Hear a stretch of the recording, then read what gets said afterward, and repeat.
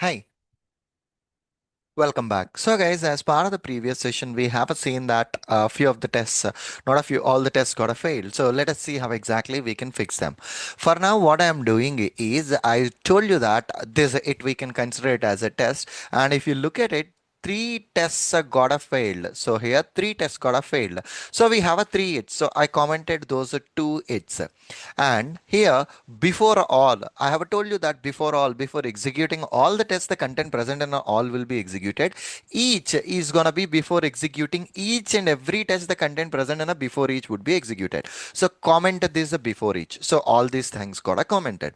So what I was observing here in this situation, probably, the text, the attributes, whatever this is looking for by data ID may not be there in that mobile application. That's the only reason the script is getting failed.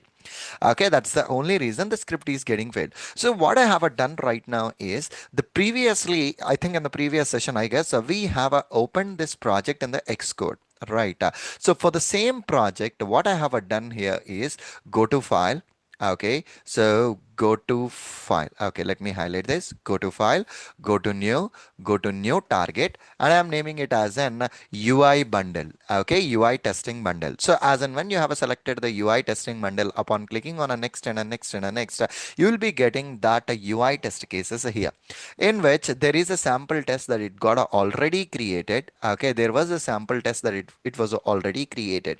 Now, what I'm gonna do right now, a simple chunk out over here is from any of these existing tests, the function I can say. So I just clicked on a play button so that this Xcode is launching this app. And once this app got launched on that particular device, so here I'm using PO of a app. PO, it's a print object. Basically, that's a notation that we have used in an Xcode in order to identify the elements. So PO app, I do see that this is having some static text as a welcome.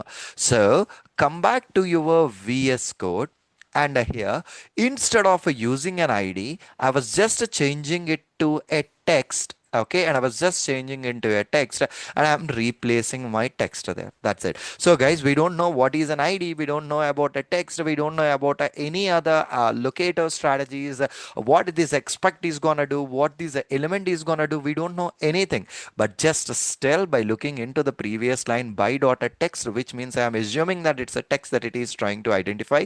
If you observe this line, expect, the name itself, it is saying that it's expecting something, and it is stating that identify an element by using its text and make sure that it is visible. Just it is visible, that's what it is saying. Now, perfectly all right, let me save this program and let me go to the terminal and let me try to rerun this program again.